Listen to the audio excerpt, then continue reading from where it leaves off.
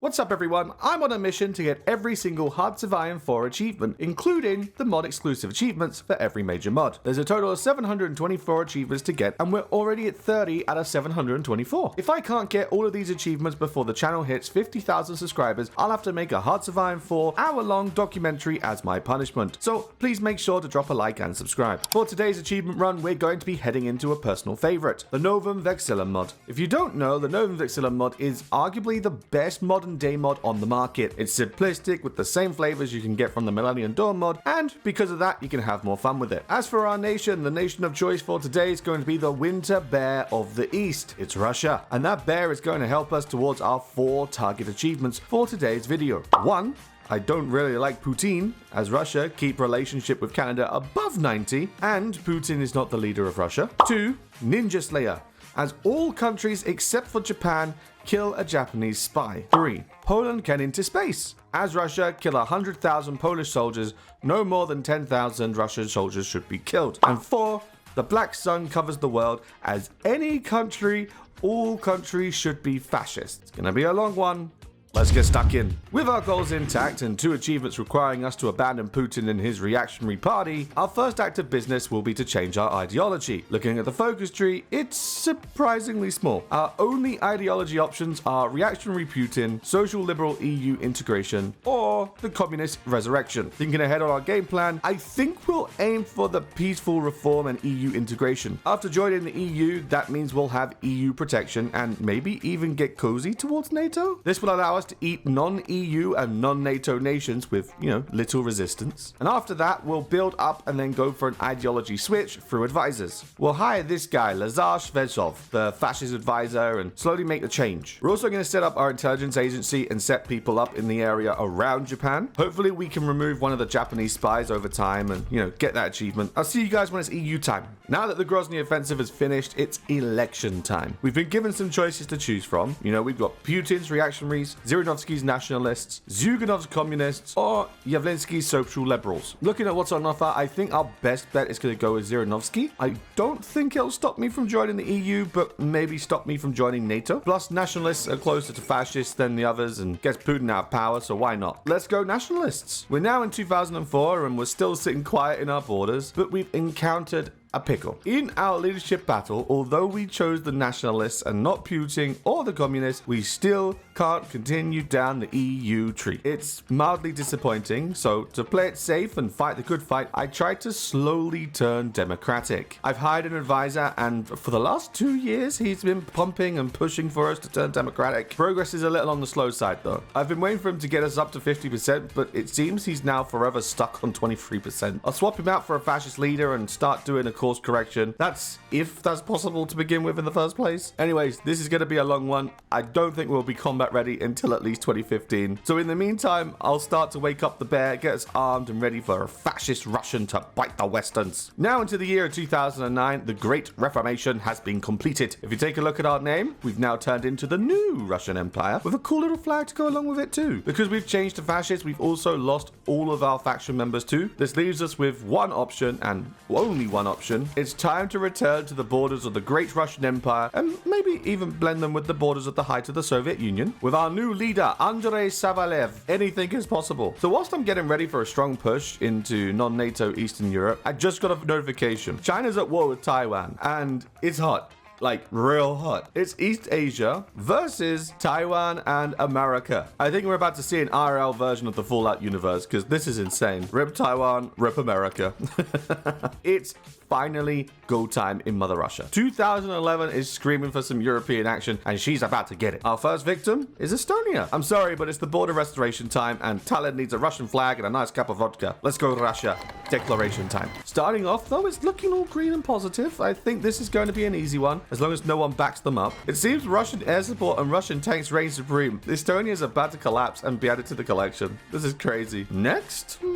Ukraine, let me add them. Oh, and Latvia and Lithuania to the collection real quick. And a day just before Halloween in 2015, Russia reigned supreme in Eastern Europe, consuming a large portion of the Romanov Empire's territory. It's time to push westward. We're gonna need to be real careful as British NATO is standing strong with its faction. I think the first port of call is gonna have to be Romania or Moldova. After, I think Kazakhstan will be next on the chopping block. So we finally managed to get Kazakhstan into the territory, but it's come at a great risk. We're now at 49% world tension and the factions around me are waking up. Literally 5 seconds before Kazakhstan capped, it popped up that they joined the Chinese Shanghai Pact. Now this is a problem. If we look at China, they're sitting strong with 200 plus divisions. But then remember, it's not just them. It's Korea, Laos, Malaysia, and Japan. Just by adding the 70 from Korea and the 30 from Japan, I'm looking at fighting a minimum of nearly 600 divisions. For me, I'm standing small with 120. It's time to be peaceful. Here's my template for my infantry and mech corps. I'm going to flesh them out a little bit more. It's going to chew away at my manpower like crazy. I'm also going to have to develop the eastern lands with as much as needed. And when the time is right, I'm going to fight the Shanghai faction and make them the first major stepping stone. So I can only hope this is going to go well. Remember when I said I was in trouble before? Yeah, now I'm really in trouble. As my 30-day justification for China finished, something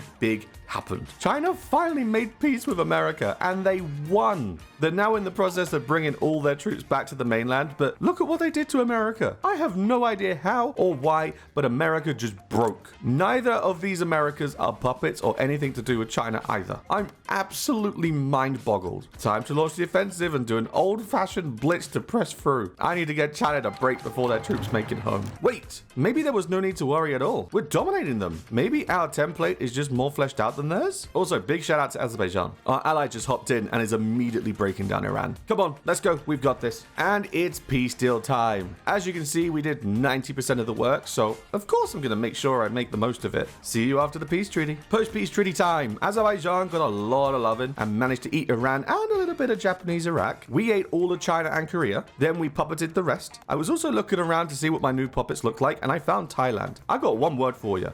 Damn. Right? I'll lead up around me off camera, and there's a lot of smaller nations with no faction support, so I'll tuck in and I'll see you when it's time for the next big move. Fast forward into the year of 2031 and things are finally ready to go. I've managed to eat around thanks to the low justification wait time, and look at our puppets. North Africa, Arabia, and the Middle East are all catered for. Even Europe was attacked and we've managed to turn them into fascists. Also, European NATO is crumbling. The Portuguese and Spanish formed their own faction and Italy was kicked out over the ideology change. This is going to make things super easy for us. I'm going to wait until my infrastructure and supply hubs are all built, and then when that's done, we're going to pounce on mainland Europe ASAP. I literally left to get a cup of tea real quick and I came back to see this. We've just got our first achievement, finally. I decided to put an improved relations with Canada into play and then boom, achievement popped. I don't really like poutine has been accomplished. Finally, 1 out of 3 achievements done. Yeah, side note, I'm only aiming for 3 as Ninja Slayer is either impossible to get or too hard for us. Right? See you when it's Europe time. It's finally time for the great European expansion. Without further ado,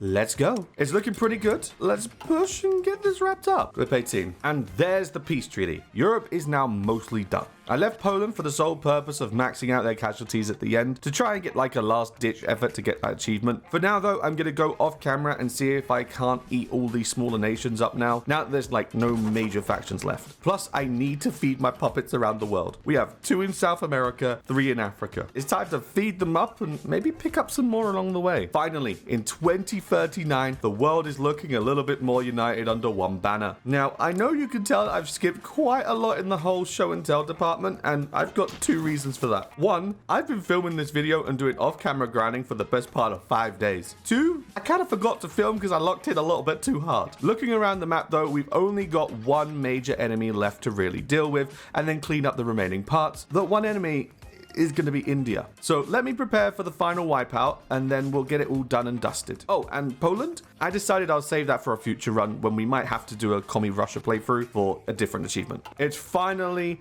time. India, the grand finale, the last piece of the puzzle before small fry cleanup. Let's go. How's it looking? Oh, it's looking real good. All right, see you after the peace treaty. And that's the peace treaty. India is done. We're one step away now from claiming our second achievement in today's video, and that achievement is to make every nation in the world fascist. The easiest way to do that is a one tag. You know, I have a few smaller nations to clean up, like Sri Lanka and the Vatican, but I'll do that quickly, and then I'll see you as soon as I can. And it's finally finished. I'm exhausted. 40 years is finally finished. The black sun covers the world is finally here. It took so long because even after I cleaned up all the smaller nations, I still had to grind it out. Why? Even though I puppeted nations, they didn't stay fascist. Like Japan and Catalonia, for example. So I had to wait and quietly build up until I was able to annex them. But with that being the case, that means our target is finally complete. We didn't get all 4 achievements from today's goal, but we walked away with 2 out of 4, and 50% is good enough for me. So with that, I'll close out this video with a question. What achievement should I check out next? Let me know in the comments down below, but for now, that's where I'm gonna leave today's video. Thank you for watching, everyone. I hope you have enjoyed. If you didn't, don't forget to, of course, click the like button and or subscribe. Share me with friends, don't grow for the channel, all that fun stuff, and I will see you guys in the next video that I do. Until next time, thank you very much for watching. I've been Anglo, you've been you, have a good one,